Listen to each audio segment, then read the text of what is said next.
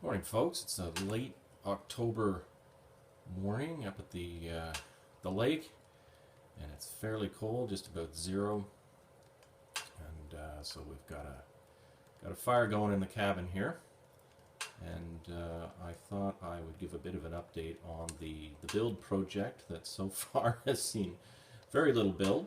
However, we are busy in other areas.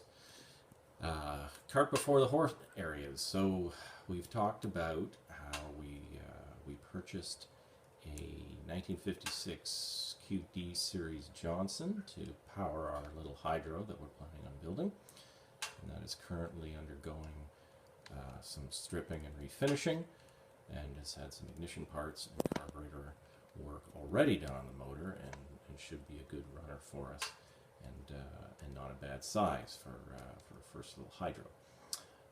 So we've picked up some other parts as well. We've got a few gauges to show you. So here's the first one. Most of you will probably recognize this as an Airguide unit, Airguide speedometer. It's probably 40 to 50 years old.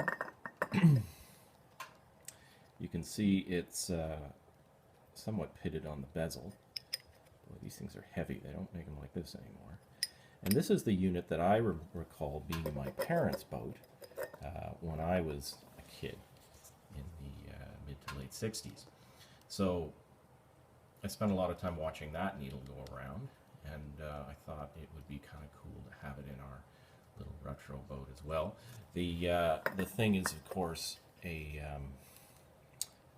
powered or the needle moves by air pressure coming up from a pitot tube off the back of the boat, and so we'll have to get that hose and then the appropriate tube and fixture for the back. Anyway, so there's our speedometer. Next item, which is kind of a cool thing, is an Airguide again, but this time a compass. So you can see it's in better condition. This I think is new old stock. It came in a box, dusty box. I don't think it's ever been actually put in a boat. So there is an issue with this in that you can see the fluid has depleted somewhat. There's a bubble in there. It still works. It'll point to magnetic north, but the damping action isn't quite what it could be. And so we're gonna have to investigate what kind of oil Airguide used and fill that. I'm assuming we can fill it. So that'll be gauge number 2, or instrument number 2. And then the one that really has me kind of pumped is this guy here, a tachometer, 0 to 6,000 RPM tachometer.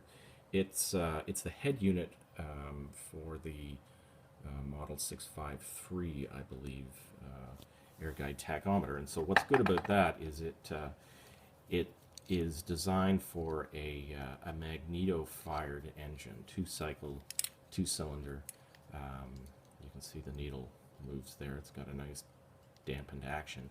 The challenge with this one is that these actually had a companion pulse module or transmitter that did the work of deciphering or turning the pulses from the magneto into something that the unit here could provide a steady state read. I've also discovered that those things are pretty rare, so I'm not quite sure what to do about that. I've seen on the internet where at least one guy, built his own circuit board to do that pulse translation for the tachometer. That's a bit beyond me, but maybe I could figure that out.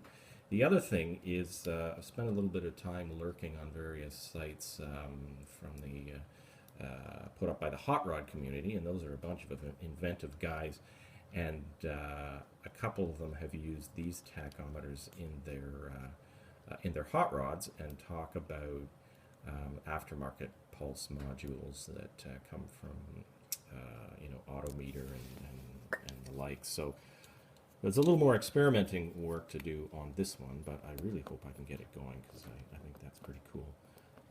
There is an issue with this. I couldn't tell in the pictures before I bought it that were posted that the card in here is bent slightly. As you get down around the 210 mark, it actually is pushed back into the housing.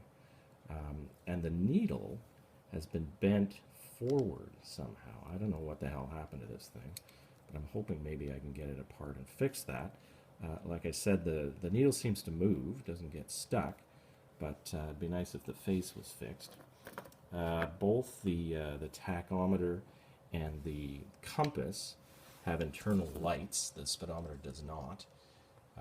But anyway, I thought, my son and I thought that would make kind of a cool trio of gauges and instruments for a binnacle or something maybe we could put in front of the steering wheel. So anyway, that's all for now. Continue to collect parts, bits and pieces, and of course the plans to build this thing. And hopefully we can get some progress on the actual boat before spring. So in the meantime, stay warm, everyone, and we will talk to you when we've got more to report.